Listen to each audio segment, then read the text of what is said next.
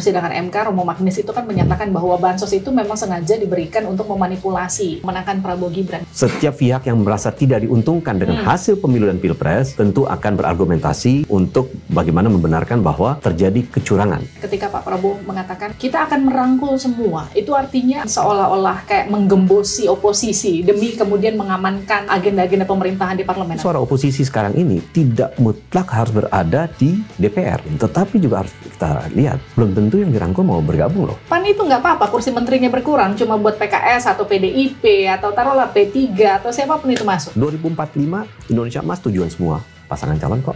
Kalau ini beda, kalau sama Pak Prabowo itu kan benar-benar mati-matian berdarah-darah. Masa mau merelakan gitu aja kursi menteri? Kalau merelakan sih tidak. Apalagi partai-partai yang sudah mengusung Pak Prabowo selama 3 pemilu, 3 pilpres. Sebutkan satu parpol di luar koalisi Anda yang sebaiknya dirangkul pemerintahan Prabowo kita. PDIP. Parpol yang seharusnya tidak usah masuk ke koalisi Prabowo kita.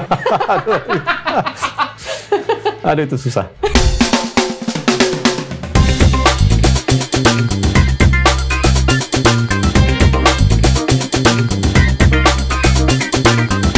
Living on Point.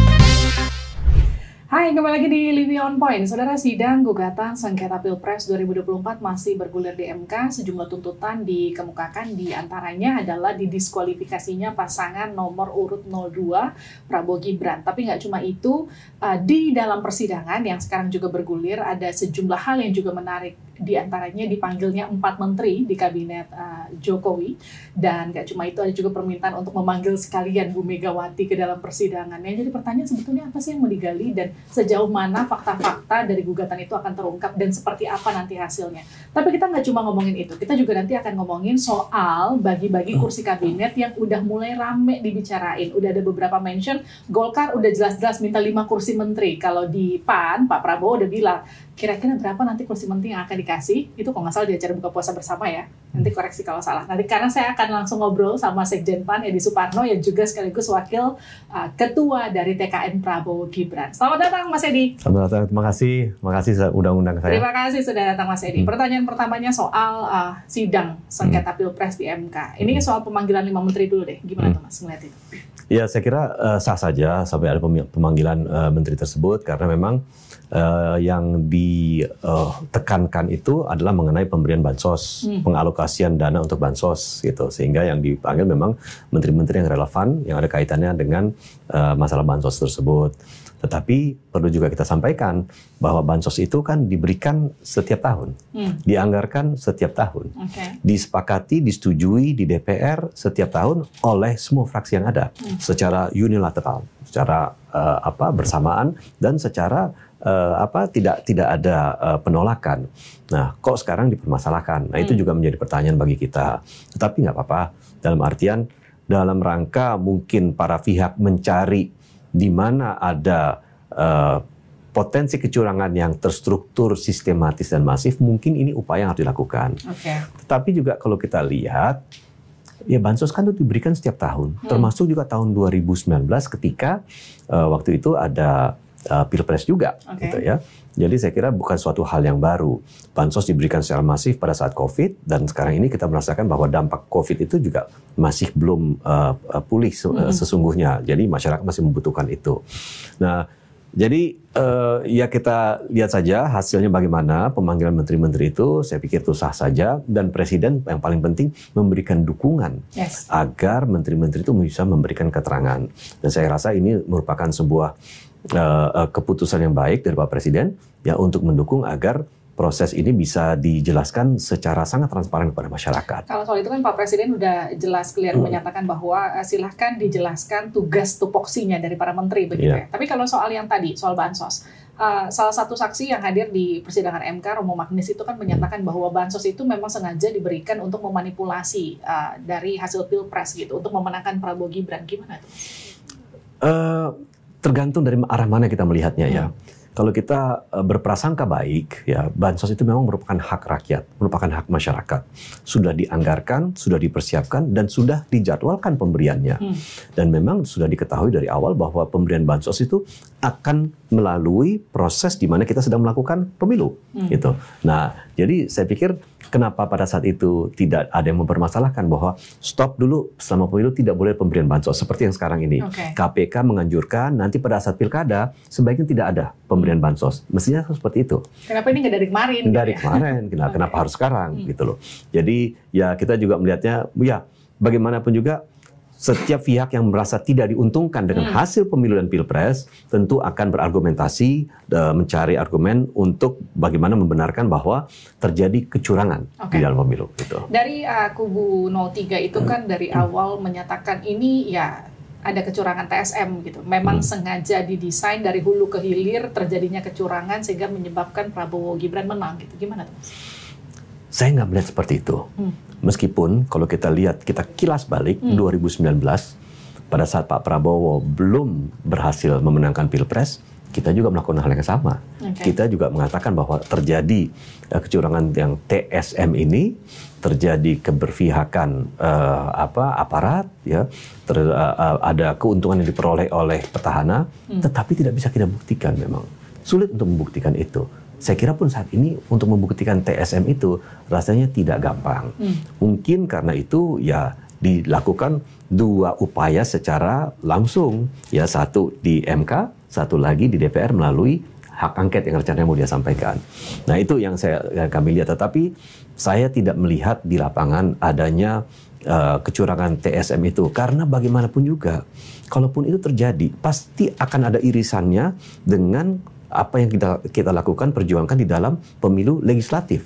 Nah, akan ada keberpihakan terhadap mungkin partai-partai tertentu yang mendukung pasangan calon tertentu. Gitu. Nah, tetapi itu kita tidak lihat dan tidak ada gugatan terhadap kecurangan juga di pemilu legislatif. Kalau Mas Edi sendiri melihat pemilu kali ini seperti apa sih? Karena banyak pihak yang menilai bahwa pemilu kali ini adalah pemilu yang paling amburadul. Saya melihat pelaksanaan pemilunya secara umum cukup baik, meskipun ada beberapa hal yang tentu perlu kita koreksi, seperti misalnya ada permasalahan tentang Sirekap yang menyebabkan kegundahan, keresahan, kecurigaan di masyarakat. Ya, padahal Sirekap itu kan sesuatu yang sifatnya IT yang harus diuji sebelumnya, apalagi ini untuk suatu event yang sangat vital, gitu ya. Tetapi kenapa bisa gagal sehingga akhirnya ditutup Sirekapnya itu? Tetapi secara keseluruhan jauh lebih baik menurut saya, karena kita lihat dengan tidak membandingkan musibah ya, tetapi pemilu 2019 banyak penyelenggara yang meninggal, ratusan, hampir 800. Sekarang kita melihat jauh berkurang ya, meskipun masih ada juga para penyelenggara yang meninggal. Nah, dari tema secara keseluruhan, ini tema yang tidak divisif, tidak membelah masyarakat. 2019 kita melihat kan ada cebong dan kampret, ya, nasionalis, agamis, gitu ya, yang membelah betul-betul masyarakat sampai hari ini pun residunya kadang-kadang masih terasa. Gitu. Nah, sekarang ini kan agak lebih edukatif temanya, keberlanjutan versus perubahan, betul. Nah, jadi sehingga masyarakat bisa menilai seperti itu. Tetapi dari aspek penyelenggaraan, saya pikir lancar. Tidak ada keributan, tidak ada kehebohan. 2019 hasil pemilu itu digugat. Kita masih ingat ada bakar-bakaran kok di depan Bawaslu, menewaskan beberapa orang. Jadi saya kira dari aspek gejolak sosial sekarang jauh lebih rendah dibandingkan 2019.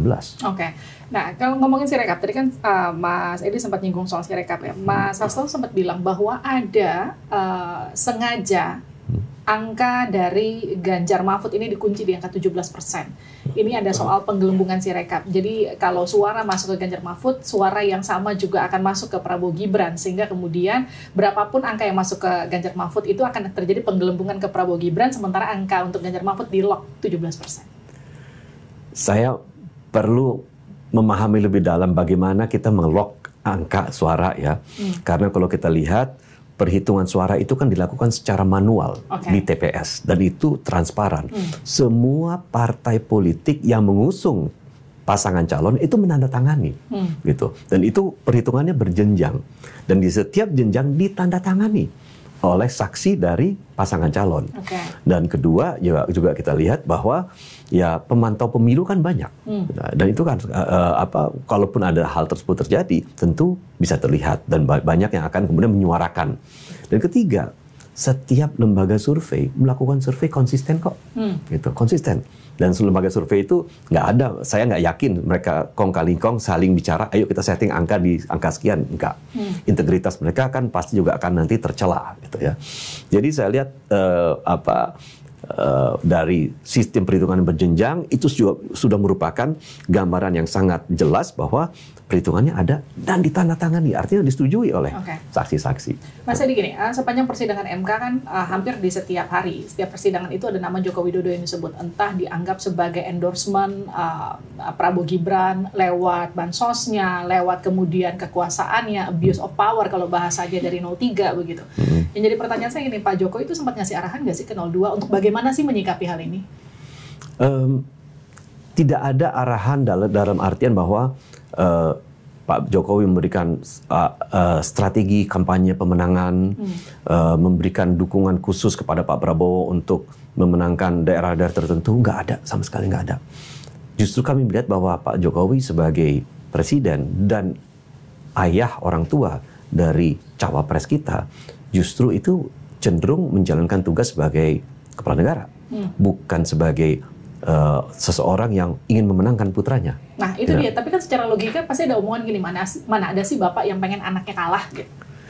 Saya kira sih begitu ya, tetapi karena posisi presiden itu adalah posisi yang sangat disorot, sangat transparan, sangat dilihat dan sangat rawan dikritisi oleh masyarakat, saya lihat Pak Jokowi bisa memainkan sebuah peran yang sangat baik sebagai kepala negara, sebagai orang yang relatif fair dan tidak menunjukkan keberpihakan kepada anaknya, pada putranya secara terang-terangan. Secara moral pasti, secara moral pasti tidak mungkin dong seorang orang tua ingin anaknya kalah dalam pertarungan apapun, pertarungan olahraga, pertarungan matematik, olimpiade sains atau apapun, tidak. Tetapi saya kira sebagai seorang kepala negara, Pak Jokowi tahu bahwa beliau sangat disorot sehingga pada saat beliau melakukan tindakan yang jelas-jelas menguntungkan putranya pasti akan dikritisi oleh masyarakat dan saya kira pasti akan menjadi bukti untuk kemudian kecurangan itu diangkat di MK.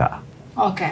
Nah, kita masuk ke soal yang katakanlah gini.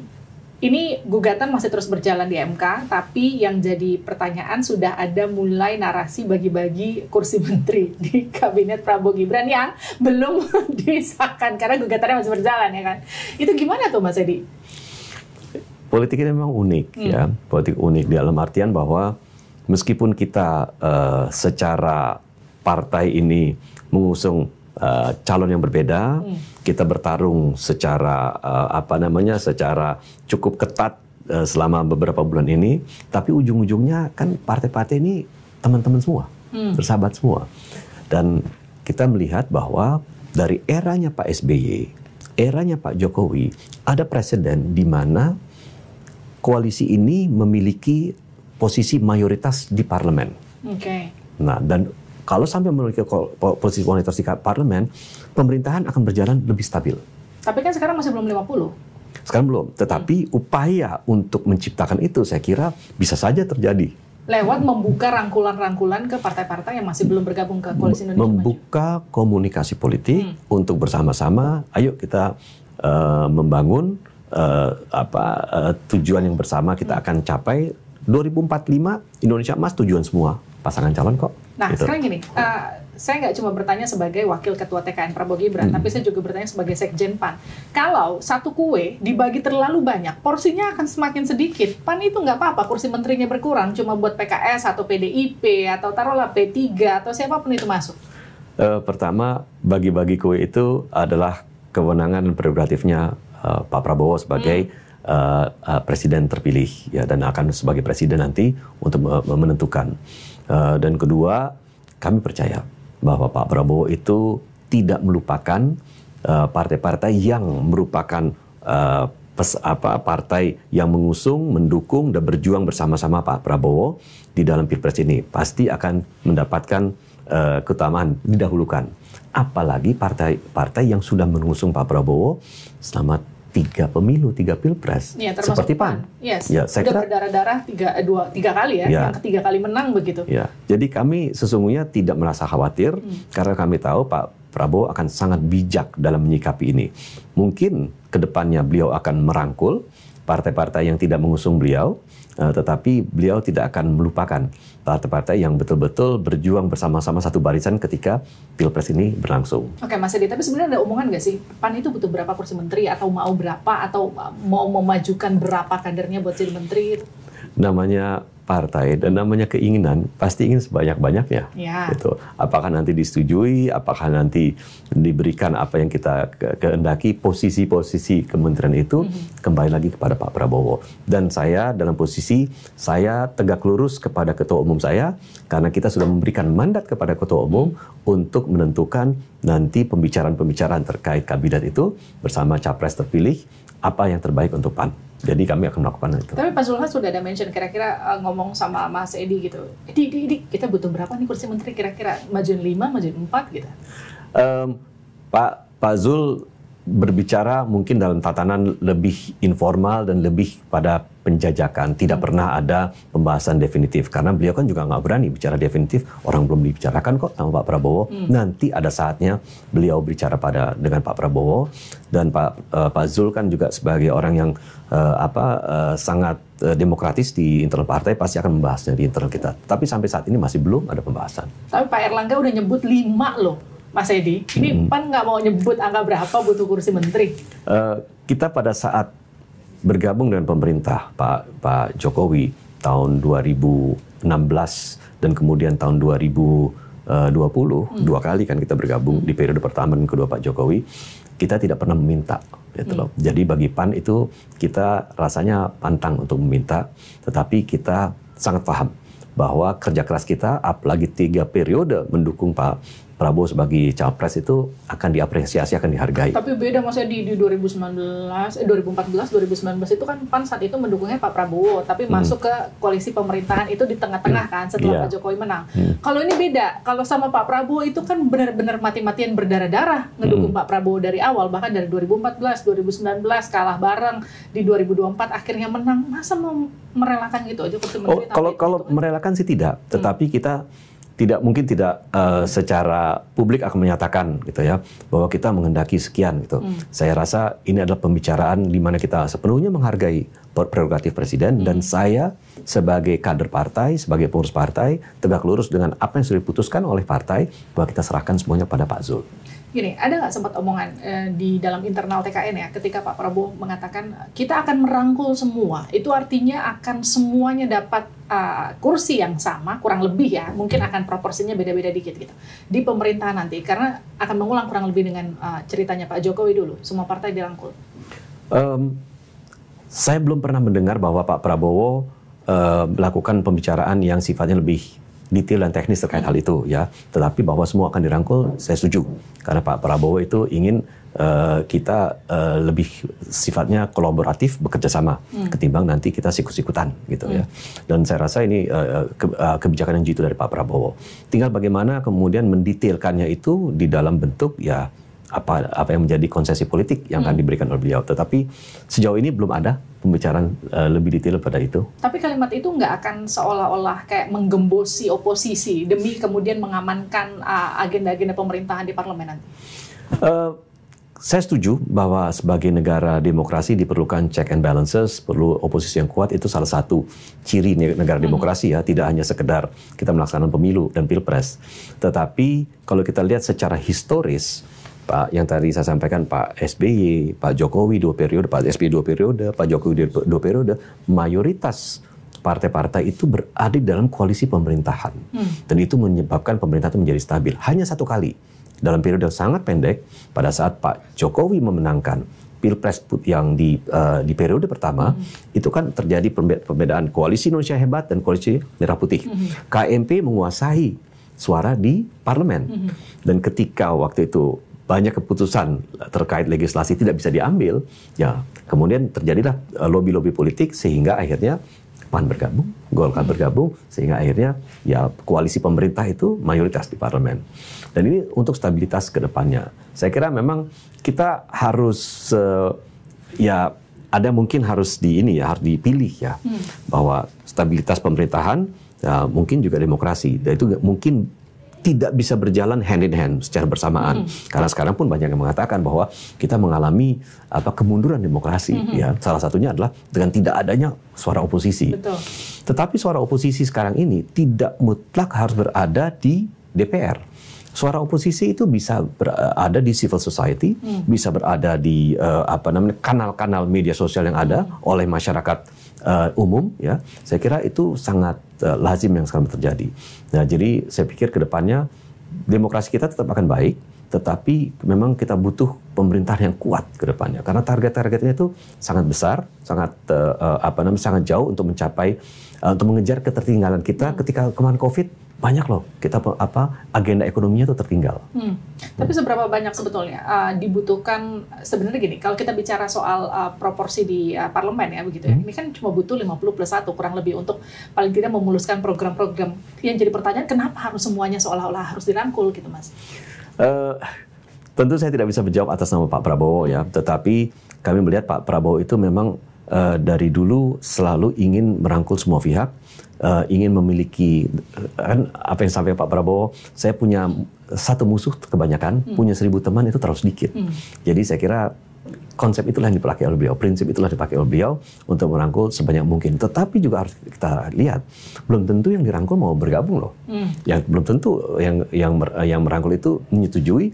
Mungkin kalau memiliki prinsip atau sikap lebih baik kita oposisi, sebagaimana di awal sempat keluar dari teman-teman PDIP, bahwa PDIP tetap akan menjadi kekuatan oposisi, ya saya kira itu juga baik.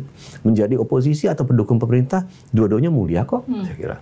Kalau PDIP udah bilang kurang lebih mereka ngasih sinyal mau jadi oposisi, buat apa ada pertemuan Pak Prabowo sama Bu Mega? Ya, dalam rangka silaturahim politik, saya kira apa saja baiklah. Dan kita melihatnya tentu dalam konteks positif ya, bahwa pertarungan sudah selesai, ya, pilpres sudah selesai. Sekarang waktunya untuk kita rekonsiliasi. Kemudian ayo kita bekerja sama bersama-sama. Kalau nanti kemudian ada partai atau ada pihak merasa bahwa lebih baik saya berada di luar, paling nggak kan kita bisa berharap bahwa kritikannya itu konstruktif, kritikannya itu berimbang, mengingatkan gitu kalau sampai ada kekeliruan. Tapi jadi nggak sih pertemuan itu kira-kira Mas Edi? Saya kira kalau Mas Edi tarik nafas tuh kayaknya berat. Enggak. Saya tidak melihat ada alasan bahwa para tokoh-tokoh bangsa ini itu tidak bertemu. Saya tidak melihat alasan. Karena apa juga? Karena masyarakat Indonesia ingin melihat adanya upaya rujuk pasca pemilu, pasca pilpres ini, ya. Dan akan sangat indah jika mereka-mereka yang tadinya bertarung, berlomba-lomba untuk memperebutkan kemenangan di pilpres, akhirnya rujuk duduk bersama-sama. Dan ini saya kira akan memberikan dampak yang positif untuk proses healing ke depannya. Nasdem kan udah bilang 50-50 nih. Kalau PKS, saya ngobrol sama Kang Pipin di program Dua Arah, katanya masih nunggu putusan MK dan juga Majelis Syuro nanti keputusannya akan seperti apa. Artinya sebenarnya gini, mereka belum ada yang firm menyatakan, oke, kita mau ada di oposisi, atau oke, nanti kita akan ada sinyal masuk ke koalisi gitu. Tapi buat partai yang ada di dalam TKN Prabowo Gibran ya, khususnya PAN, suara kebatinan PAN itu sebenarnya memang enak rame-rame satu koalisi, atau sebetulnya udah siang segini aja. Kita tahu cuma butuh satu partai untuk memuluskan agenda di parlemen. Ya, kalau kita bisa merangkul semua pihak, karena kalau begitu semuanya menyatu, ya. Saya kira kerja-kerja ke depannya itu akan menjadi jauh lebih mudah dilaksanakan. Dan kalau kita lihat, meskipun hari ini kita berbeda dukungan terhadap pasangan calon di Pilpres, tetapi begitu teman-teman berada di DPR, itu semuanya sahabat, semuanya teman, tidak ada sekat di antara kita bahwa kamu adalah anggota partai politik yang mendukung 01, kamu 03, jadi kita nggak bisa bergaul. Enggak. Justru begitu sampai kita duduk di DPR, sesama anggota itu, meskipun dari berbagai fraksi yang ada, kita bercampur, semuanya menjadi sangat hangat, ya, semuanya menjadi sangat cair. Jadi tidak ada sekat di antara kita pada saat itu. Gini, saya mau masuk ke soal endorsement dari Pak Jokowi ya, soal bagaimana dukungannya yang ditudingkan orang full terhadap Prabowo Gibran begitu. Sekarang gini, ketika Pak Prabowo nanti betul sudah dilantik sebagai presiden, Gibran sebagai wakil presiden, begitu. Yang jadi pertanyaan dan dikhawatirkan semua orang, apa betul Pak Prabowo akan mampu, katakanlah memimpin secara utuh begitu, tidak ada campur tangan cawe-cawe dari Pak Jokowi untuk ikut mengontrol kekuasaan, gitu? Gimana Mas Edi? Saya percaya semuanya akan ada akhirnya, gitu. Bahwa Pak Presiden Jokowi itu nanti juga akan ada akhirnya ketika beliau step down sebagai presiden nanti tanggal 20 Oktober sebelum pelantikan Pak Prabowo. Dan itu secara konstitusi Pak Prabowo otomatis memiliki kewenangan untuk menjalankan pemerintahan berdasarkan kewenangan dia sebagai presiden. Pak Jokowi mungkin memiliki pengaruh, tetapi pada akhirnya Pak Prabowo yang memiliki kewenangan, memiliki empowerment untuk melakukan keputusan-keputusan, constitutional empowerment ya, sehingga saya melihat bahwa Pak Prabowo juga dengan pengalaman beliau, dengan kematangan beliau bisa membuat keputusan secara sendiri. Tentu beliau akan mendengarkan senior-senior di atasnya, seperti tentu Bapak Jokowi, Pak SBY, Ibu Mega sekalipun juga akan didengarkan masukan-masukannya. Tetapi beliau akan menjadi sosok sendiri yang bisa menjalankan pemerintahan berdasarkan pertimbangan-pertimbangan beliau sebagai presiden yang independen. Tapi Anda yakin sosok Joko Widodo tidak akan berupaya untuk mengontrol kekuasaan ketika Pak Prabowo nanti memimpin? Seperti yang saya sampaikan, ya, segala sesuatu akan ada akhirnya, dan saya yakin Pak Presiden Jokowi pun menyadari itu. Dan kalau kita lihat Pak Jokowi sebagai negarawan itu akan sangat teguh memegang prinsip itu, tidak akan cawe-cawe, tidak akan ikut-ikutan untuk mengintervensi berbagai kebijakan. Saya rasa itu beliau bukan seperti itu. Sifat beliau tidak seperti itu. Berarti tidak akan ada matahari kembar nanti? Oh, enggak. Saya nggak yakin ada matahari kembar.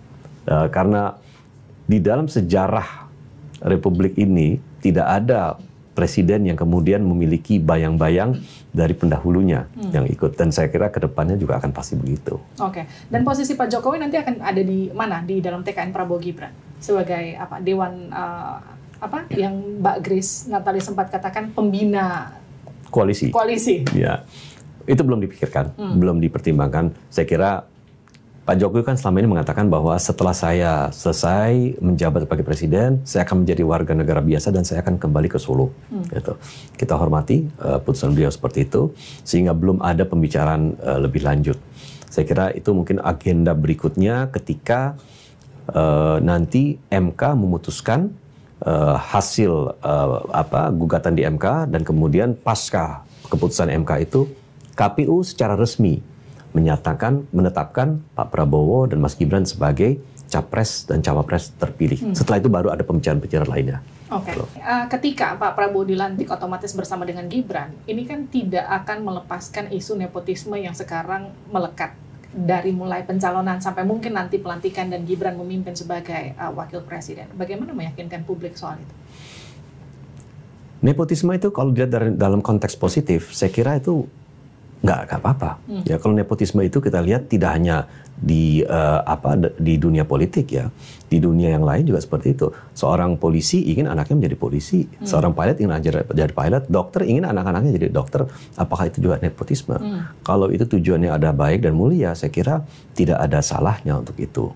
Nah, begitupun nanti di dunia politik, sepanjang itu tujuannya adalah untuk bermanfaat untuk masyarakat, untuk betul-betul mau berjuang untuk membangun Indonesia ke depannya, saya kira tidak ada hal yang buruk. Di negara adi demokrasi seperti Amerika, Korea, ya, dan negara-negara lain itu pun dipraktekkan kok. Ada ada klan politik yang sudah berkuasa cukup lama, Bush, Kennedy, ya, dan itu menurut saya sah-sah saja. Politik dinasti, nepotisme untuk mempertahankan dinasti itu gimana tuh Mas? Kalau begini, kalau dibilang untuk mempertahankan dinasti, rasanya tidak mungkin, nggak bisa. Karena masyarakat juga tidak bodoh. Dan kita lihat di Pilkada 2020, banyak dinasti politik di daerah itu runtuh. Karena sudah gagal mendapatkan kepercayaan masyarakat. Masyarakat bisa menilai dan masyarakat sekarang kritis dan menghukum. Caranya gimana? Kita tidak akan pilih lagi nanti. Dan saya rasa itu sekarang sulit untuk dilanggengkan dinasti politik itu kalau tidak bisa memberikan sesuatu yang bermanfaat kepada masyarakat. Nah, soalnya orang tuh sekarang lihat gini, setelah Gibran terpilih, oke deh Gibran sebagai cawapresnya Pak Prabowo begitu. Tapi kan ada juga wacana Erina mau jadi Bupati Sleman, ada kemudian bahkan sesprinya Bu Iriana mau masuk pilkada gitu. Itu gimana tuh Mas ngeliat itu?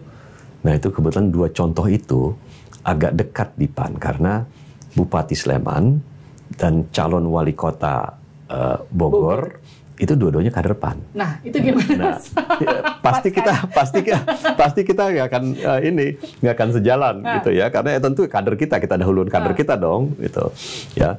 Tetapi kan apa namanya dalam kasus Bogor mungkin itu tidak ada kaitan kekeluargaan, kekerabatan ya, tapi mungkin sifatnya lebih kedekatan. Tetapi pada akhirnya kembali lagi, mau si A diajukan, mau si B diajukan, kalau masyarakat nggak milih juga nggak akan jadi gitu loh.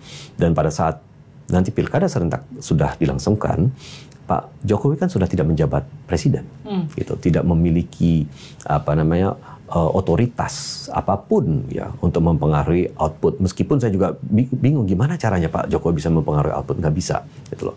Nah, tetapi saya bisa melihat bahwa Pak Jokowi mungkin dengan popularitasnya masih tetap tinggi bisa berkampanye untuk siapa yang akan didukungnya, karena beliau sudah menjadi warga negara biasa pada saat itu sah-sah saja saya kira.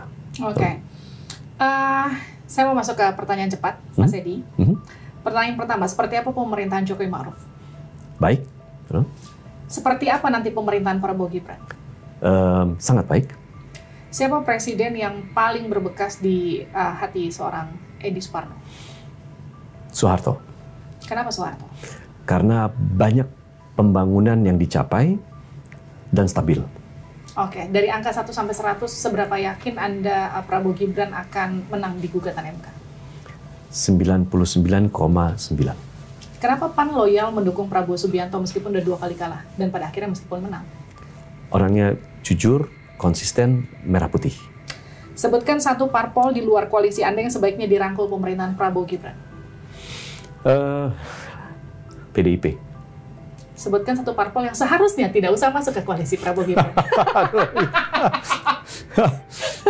Aduh itu susah.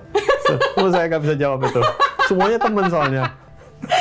Oke, posisi menteri yang apa yang pas buat seorang Edi Suparno? Yang terkait portfolio ekonomi. Apa dong? Sebut dong, Mas. Ya apapun bisa, investasi bisa, perindustrian bisa, pokoknya ada keterkaitannya ekonomi. Oke, saya salaman dulu sama menterinya Prabowo Gibran. Amin, ini bulan puasa kan. Terima kasih sudah datang di Living on Point. Edi Suparno, itu dia tadi perbincangan saya bersama dengan Edi Suparno. Kita ketemu lagi di Living on Point berikutnya, sampai jumpa.